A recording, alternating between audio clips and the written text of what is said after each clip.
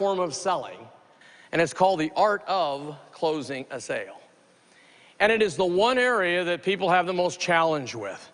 They can prospect, they can make calls, they can usually do a decent presentation, but where they fall down is moving from giving information, sharing all the presentation, and then moving into the final closing of a sale. And this is an art form. Now, I will say this to you.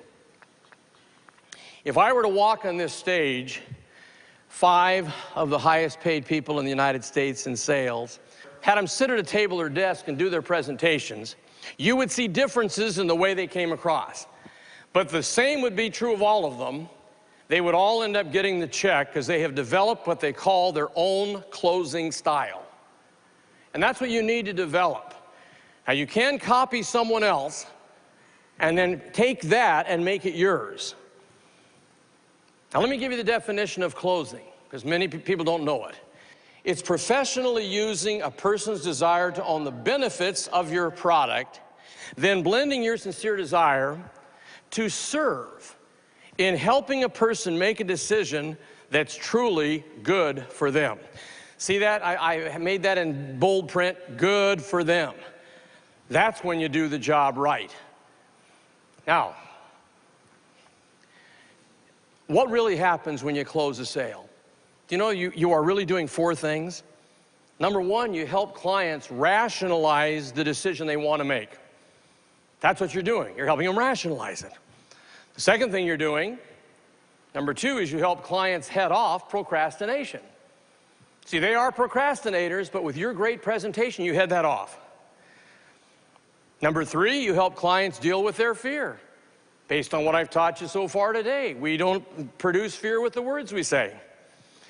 Number 4, you help clients overcome indecision. Overcome indecision. Now, those are the 4 things you do when you're great at that table presenting and closing a sale. The final closing, this is the final closing, begins one of 3 ways. The first way it begins, now I'm talking, they know everything they need to say yes, and now I'm going to the final closing. The first way it starts is the buyer asks you a porcupine question, the answer to which you then write on the paperwork by saying, let me make a note of that. In other words, they go, Tom, will you train us to use the copier? You don't say yes. You smile and say, is training something you'd like? When he says yes, you then move right onto the form, well, let me make a note of that. Training required, and I am closing the transaction.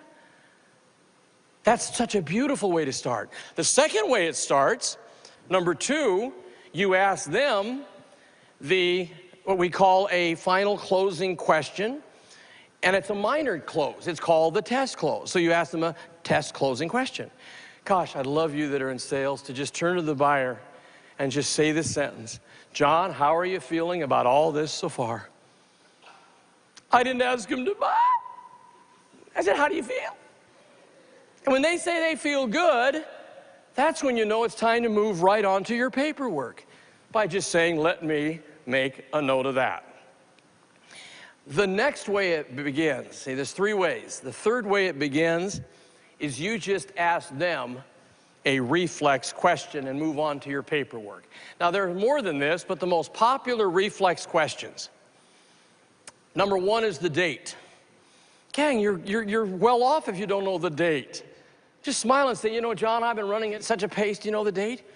He gives it to you. Just thank him and put it on your form. And you're closing.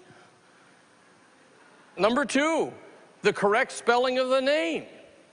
Don't do this with a Jones or Smith, but if it's Mr. Stenskowski, smile and say, Mr. Stenskowski, can you help me with that spelling?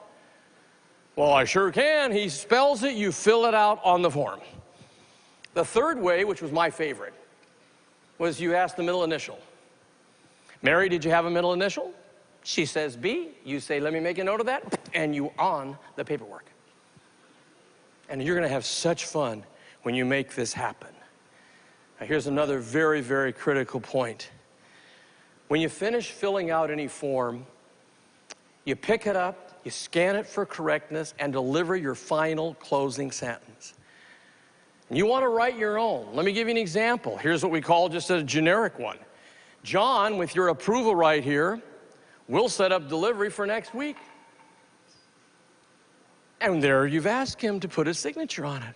Now here is the most critical instruction I'll ever give you, and I learned this many years ago. Whenever you ask the final closing question, and you that are taking notes, you can score this big. When you ask that final closing question, you must shut up. See, if you talk, you'll end up owning it. Let them have it. Now this takes a little work, because it's nerve-wracking.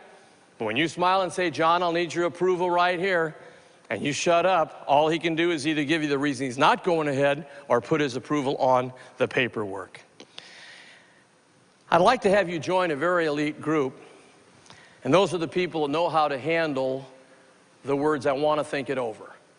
Now, all of you in sales are going to hear, I want to think it over. And I'd love you to learn what to say, because this is the most important thing you're going to do in all your career is when they say they want to think it over. You want to smile and be real nice and just learn these words. You say, oh, that's fine, Mary. Obviously, you wouldn't take your time thinking this thing over unless you were seriously interested, would you? I mean, I'm sure you're not telling me that to get rid of me, so may I assume that you'll give it very careful consideration. She will agree. Then you simply say, just to clarify my thinking, what phase of this opportunity is it you'd like to think over? Is it the quality of the service I'll render? Is it the color? Is it something I've forgotten to cover? She says no to all of that, and then you simply say, seriously, level with me, could it be the money? Because 9 out of 10 times, it is the money. She will say the next thing. Tom, I think it just costs too much.